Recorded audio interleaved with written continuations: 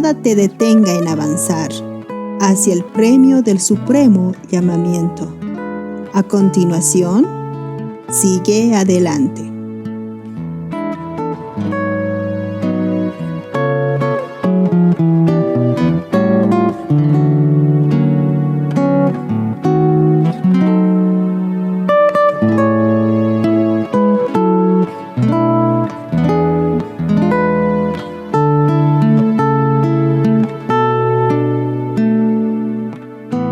Hoy es un gran día. Qué bueno es estar nuevamente junto a ustedes con tu programa Sigue Adelante.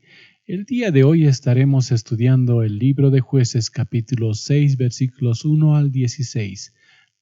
Nuestro estudio se denomina Un Dios misericordioso.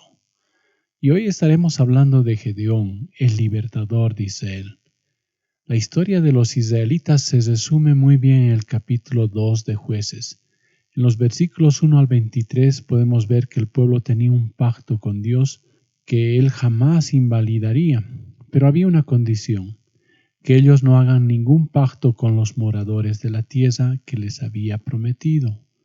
Ellos tenían que haber derribado los altares, pero no habían hecho caso a la voz de Dios, y por eso esos pueblos no serían echados jamás de esas tierras, y por lo tanto iban a ser como un castigo, como latigazos en el cuerpo. El pueblo solo servía a Jehová cuando había un líder que lo hacía. Eran como ovejas, cuando tenían pastor eran obedientes, cuando no había se descarriaban.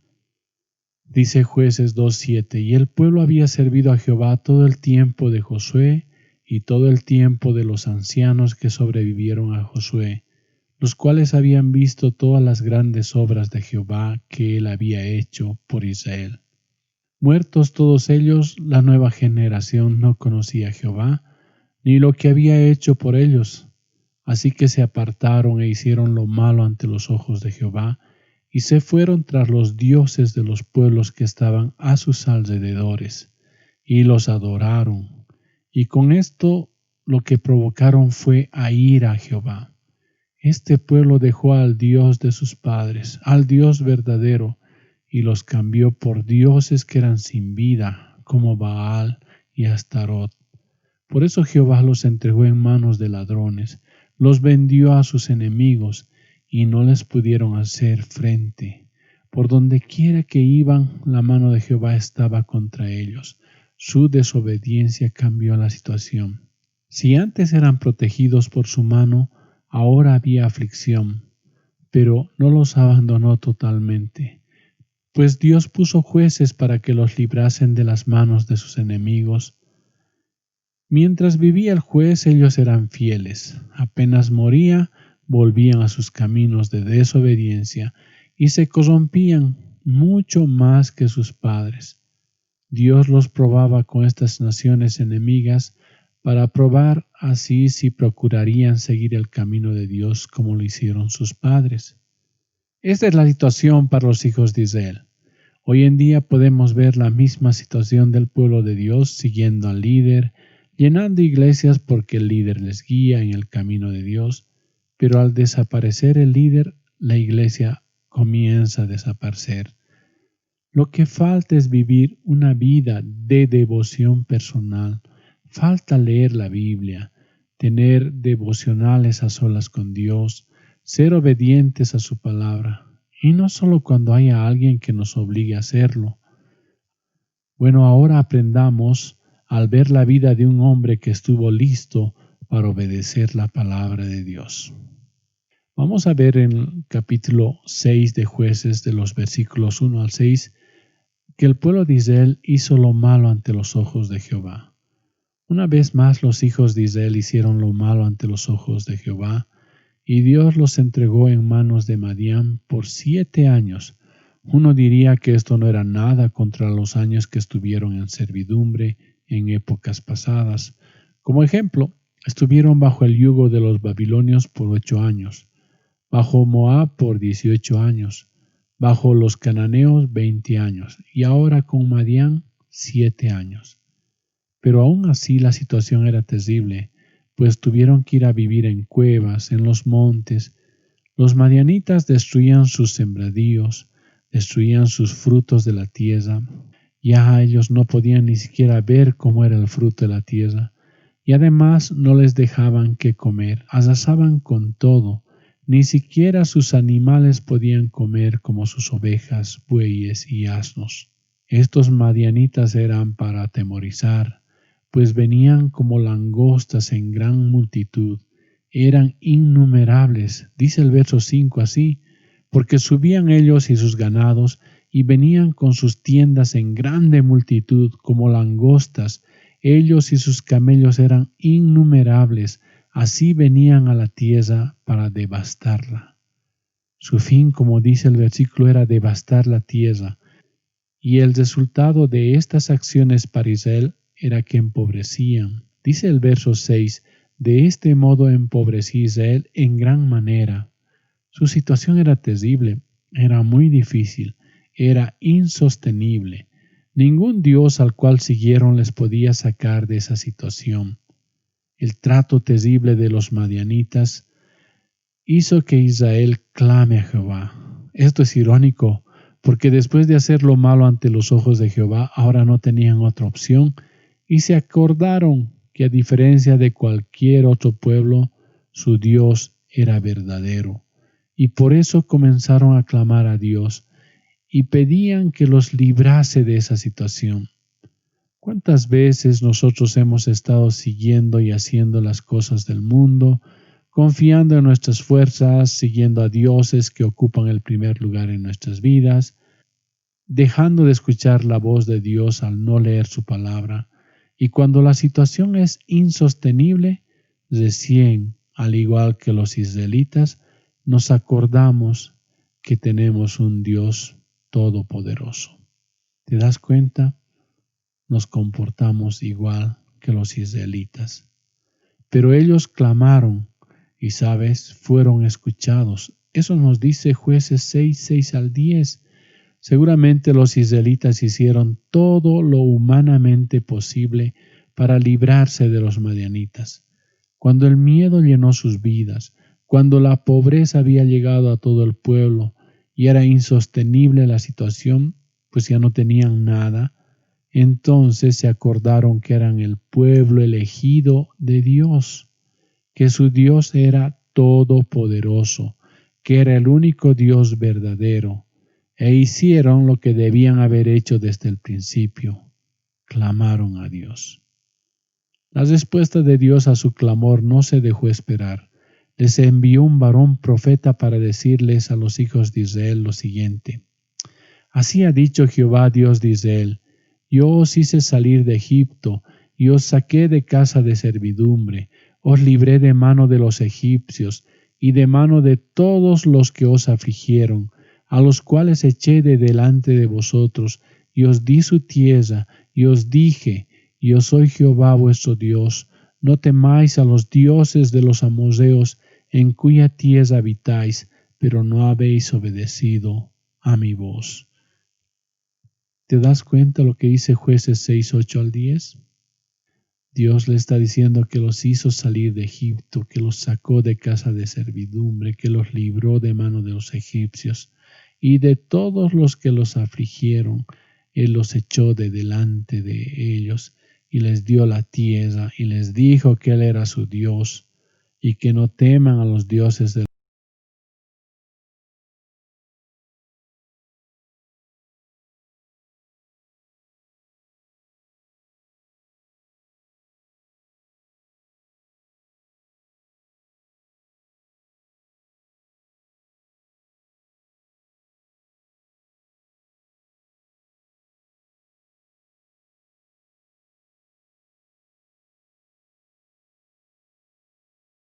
los jueces que debían obedecer a su voz y servirle solo a Él.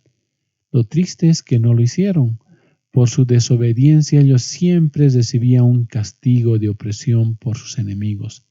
Pero mira, ¿qué tal si vemos algunos ejemplos de su desobediencia y del castigo que recibieron? Y lo podemos encontrar en este mismo libro de Jueces, en los capítulos previos a este capítulo 6. Por ejemplo, en el 2:11 dice: Después los hijos de Israel hicieron lo malo ante los ojos de Jehová y sirvieron a los Baales. Esa fue su desobediencia. Pero ¿cuál fue su castigo? El 2:15 nos dice, por donde quiera que salían, la mano de Jehová estaba contra ellos para mal, como Jehová había dicho y como Jehová se lo había jurado, y tuvieron gran aflicción. Hay desobediencia, hay castigo. Veamos la desobediencia en el 3:7. Hicieron pues los hijos de Israel lo malo ante los ojos de Jehová, y olvidaron a Jehová su Dios, y sirvieron a los Baales y a las imágenes de acera. ¿Te das cuenta? Hicieron lo malo ante los ojos de Dios y además se olvidaron de Dios. Y no solo hicieron eso, sirvieron a esos falsos dioses. Pero luego vino el castigo. En el 3:8 nos dice, y la ira de Jehová se encendió contra Israel y los vendió en manos de Cusán Risataim, rey de Mesopotamia. Y sirvieron los hijos de Israel a Cusán Risataim 8 años. Su castigo fue dado ahí. En el 3:12 encontramos la desobediencia. Volvieron los hijos de Israel a hacer lo malo ante los ojos de Jehová, y Jehová fortaleció a Eglón, rey de Moab, contra Israel, por cuanto habían hecho lo malo ante los ojos de Jehová. Nuevamente este pueblo es desobediente y va a tener un castigo. El 3:14 nos muestra y dice, y sirvieron los hijos de Israel a Eglón, rey de los Moabitas, 18 años. En el 3:30 y 4:1 dice así, así fue subyugado Moab aquel día bajo la mano de Israel y reposó la tierra 80 años. Miren, estaban en paz por 80 años, pero después de la muerte de Ahod, de aquel que los llevó a este reposo, los hijos de Israel volvieron a hacer lo malo ante los ojos de Jehová. Qué pena, qué tristeza. Volvieron a desobedecer. Y en el 4:2 encontramos su castigo. Y dice, y Jehová los vendió en mano de Jabín, rey de Canaán, el cual reinó en Azor, y el capitán de su ejército se llamaba Sísara, el cual habitaba en Hazoret Goim. Este Sísara es quien tenía 900 carros cesados y había oprimido con crueldad a los hijos de Israel. Desobediencia, castigo. Veamos un último momento de desobediencia que lo podemos encontrar en el 5:31 y en el 6:1. Así perezcan todos tus enemigos, oh Jehová, mas los que te aman sean como el sol cuando sale en su fuerza, y la tierra reposó 40 años. Pero después de tener este reposo, nuevamente los hijos de Israel hicieron lo malo ante los ojos de Jehová. El castigo fue, y Jehová los entregó en mano de Madián por 7 años. Y eso es lo que hoy estamos viendo, que este pueblo está en manos de Madián y está sufriendo el castigo de su desobediencia. Ahora vamos a pasar al versículo 11 al 16 de este capítulo 6, donde encontramos a un varón esforzado y valiente, Gedeón. Este hombre era varón esforzado y valiente. Gedeón se encuentra trabajando. Él está sacudiendo el trigo, pero no en el lugar donde debía hacerlo. Para eso existían unas superficies planas llamadas eras, donde sacudir el trigo era más fácil, pues esto se hacía a campo abierto y se lo hacía en grandes cantidades. Allí se podía lanzar al aire para que el viento se llevara la paja y la cáscara. Pero por temor a que le quitasen ese trigo, era mejor hacerlo a escondidas. Y por eso Gedeón estaba haciendo este trabajo en el lagar, allí donde se pisaba la uva. Era un lugar incómodo para trillar el trigo, pero era mejor hacerlo allí. Aunque solo podía hacer pequeñas cantidades, podemos decir que era bueno porque podía ocultarlo rápidamente si es que venían los madianitas. Y es en ese momento que el ángel de Jehová se le presenta debajo de un árbol llamado encina, el cual era un árbol que daba mucha sombra. Sus hojas estaban verdes y vivas por un lapso de 2 años. Es decir, era un árbol con vida todo el tiempo. Su tronco era muy duro. Es interesante resaltar ese árbol porque muestra muchas de las cosas que se necesitaban de un líder. Debía dar seguridad a todo el pueblo, mostrarles, como dice el salmista, que bajo la sombra de sus alas era el mejor refugio. También, si Dios era quien lo llamaba, Él le daría vida como las hojas del árbol y que Dios le haría fuerte frente a sus enemigos. Cuando el ángel se presenta a Gedeón, le dice: Jehová está contigo, varón esforzado y valiente. Uno diría, ¿cómo es posible que Gedeón sea varón esforzado y valiente?